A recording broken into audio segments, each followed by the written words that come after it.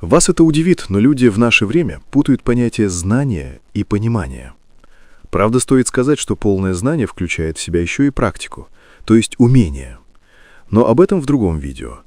Ведь это по большей части практический вопрос, особенно в мистических знаниях, которые могут развить все, но следуя путем, который подойдет именно вам. Простой, но понятный пример. Из него вы все поймете суть вопроса. Вам кто-либо сказал или вы посмотрели видео по приготовлению яйца пашот. Все для вас понятно. Вы просто посмотрели, что яйцо вместе с белком и желтком вводится в кипящую воду и варится определенное время, и на выходе получаете яйцо пашот. Теперь, как это работает на уровне просто информации и превращается в знание? Вы посмотрели, как яйцо вводится в воду. Это информация. Что такое практика и знание? Знание, что вы уже знали, сколько надо воды, чтобы яйцо вместе с желтком сварилось, а не жарилось в воде. Вы уже знали, как выглядит приготовленное яйцо, и вы без проблем его сделали. То есть знания по приготовлению у вас уже были, и вы на уровне простой информации и специфики данного блюда все сделали. Теперь представьте себе, что информацию по приготовлению видит, допустим, ребенок. Он делает то же самое, но не знает, что такое закипела вода, не понимает, сколько ее надо, и даже не знает, как оно будет вариться, и в итоге ничего не получается. То есть, когда вы слышите информацию, и после этого думаете, что это знание, это не так. Вот когда вы выполните все на практике, тогда это и будет знание. Ведь знание — это не просто представление конечного результата, а его применение и возможность применения. Ведь если на уровне приготовления яйца у каждого даже плита разная, то на уровне практик у каждого из вас восприятие не одинаковое. А уже из восприятия вы и представление будете иметь различно, и практику, соответственно, выполнять будете по-разному. Особенно это крайне важно в мистических учениях и практиках. Вам дают информацию, но это не значит, что вы знаете или умеете. Просто у вас есть предположение, как оно будет. Но это не всегда так. Например, я читал у Монро, как он выходит в астрал, как общается с сущностями. Но в процессе практик лично у меня происходило все не так, хотя результат был примерно такой же. Так что у вас может быть масса информации, вы можете много прочесть и послушать, но на основании этого не будет знаний, но появится намерение. И вот тогда, при помощи информации, вы сможете найти именно свой путь. Ведь у каждого в отдельности свое представление и видение. Например, если я вам скажу представить желтый или зеленый цвет, представили? Так вот, все, кто представил, не обязательно его видят одинаково. Ведь желтый цвет у каждого даже разный по тону, оттенку, яркости. В потустороннем мире вы представили цвет, и все другие его увидели, не таким, как представляет его каждый в отдельности, а именно тот, который представили вы лично. Так что информацию, по сути, мы все получаем примерно одинаковую. Восприятие ее разное, и понимают все тоже по-разному. Из этого и намерение формируется у каждого свое. А вопрос намерения, пожалуй, один из самых важных у практикующего человека. Некоторые серьезные практики, например, Гурджиев или Блаватская, много говорят об этом, но не все могут понять, что они имеют в виду, и воспринимают каждый как хочет. Не знаю, насколько я донес свою мысль доходчиво. Давайте посмотрим, что говорит Гурджиев. Если вам интересна эта тема и вы хотите побольше об этом узнать, можете написать под видео, и я с удовольствием отвечу на поставленные вопросы. Итак, что говорит Гурджиев? Знание — это одно, понимание — другое. Люди часто смешивают эти понятия и не видят ясно разницу между ними. Знание само по себе не дает понимания, и понимание не увеличивается благодаря росту одного лишь знания. Понимание зависит от отношения знания к бытию. Это равнодействующее знание и бытия. И знание не должно отходить от бытия чересчур далеко, иначе понимание окажется слишком далеким от того и другого. Вместе с тем, отношения между знанием и бытием не меняются вследствие простого роста знания. Они изменяются только тогда, когда бытие и знание растут одновременно. Иными словами, понимание возрастает лишь с возрастанием уровня бытия. В обыденном мышлении люди не отличают понимание от знания. Они думают, что большее понимание зависит от большего знания, поэтому они накапливают знание или то, что называют знанием, но им неизвестно, как накопить понимание, и сам этот вопрос их не беспокоит.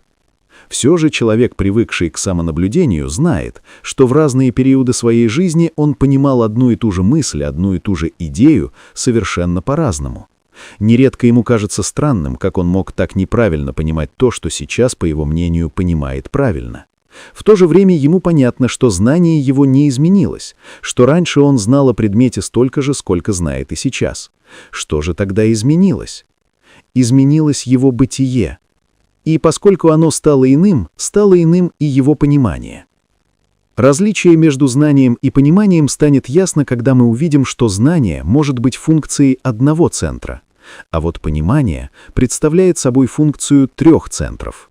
Таким образом, мыслительный аппарат может знать нечто, но понимание появляется лишь тогда, когда человек чувствует и ощущает все, что с этим связано. Ранее мы говорили о механичности. Человек не может сказать, что он понимает идею механичности, если он только знает ее умом. Он должен ее почувствовать всем своим телом, всем своим существом, и тогда он поймет. В сфере практической деятельности люди очень хорошо сознают разницу между простым знанием и пониманием. Они видят, что просто знать и знать, как сделать что-то – две разные вещи. Знание того, как сделать, не создается одним лишь знанием. Но за пределами практической жизни люди не уясняют себе, что такое понимание. Как правило, люди видят, что не понимают какой-то вещи, и тогда стараются найти название для того, чего не понимают. И когда они найдут для этого какое-то название, они говорят, что поняли. Но найти название не значит понять. К несчастью, люди обычно довольствуются словами. Человек, знающий очень много названий, то есть очень много слов, считается обладающим большим пониманием. Но так бывает, конечно, опять-таки за пределами практической жизни, где его невежество обнаруживается очень быстро. Одной из причин расхождения линий бытия и знания в жизни, недостатка понимания, который частично является причиной, а частью следствием этого расхождения, нужно искать в языке, на котором говорят люди. Этот язык полон ложных понятий, неправильных подразделений и ассоциаций. И главное, вследствие существенных, характерных особенностей обыденного мышления, его неясности и неточности, каждое слово может иметь тысячи различных значений сообразно материалу, которым располагает говорящий, и действующим в нем в данный момент комплексу ассоциаций. Люди не обращают внимания на все эти противоречия, не замечают того, что они не понимают друг друга и говорят о разных вещах. Понятно, что для надлежащего изучения и точного обмена мыслями необходим точный язык, который дал бы возможность установить, что именно говорится, с какой точки зрения и в какой связи. Этот новый язык едва ли содержит какие-либо новые термины или новую номенклатуру, но он утверждает конструкцию речи на новом принципе, а именно на принципе релятивности. Иными словами, он вводит релятивность во все понятия и таким образом делает возможным точно установить угол тяжеления. В обыденном языке выражения релятивности как раз отсутствуют. Когда человек овладеет этим языком, тогда, используя его, он сможет передать и сообщить массу такого знания, такой информации, которую на обычном языке передать невозможно, даже если пользоваться разными научными и философскими терминами. Фундаментальное свойство нового языка, его особенность, заключается в том, что все его идеи сосредоточены вокруг одной идеи, то есть они берутся в их взаимоотношениях с точки зрения одной идеи. Эта идея – идея эволюции.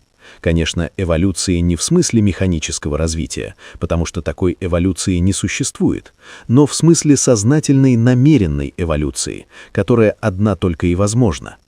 Все в мире от солнечных систем до человека и от человека до атома движется вверх или вниз, эволюционирует или деградирует, развивается или распадается. Но ничто не эволюционирует механически. Механически протекают лишь деградация и разрушение. То, что не в состоянии эволюционировать сознательно, вырождается. Внешняя помощь со стороны возможна только до тех пор, пока она ценится и принимается, даже если сначала она только ощущается. Язык, в котором возможно понимание, строится на указании отношения рассматриваемого субъекта к возможной для него эволюции, на указании его места на эволюционной лестнице.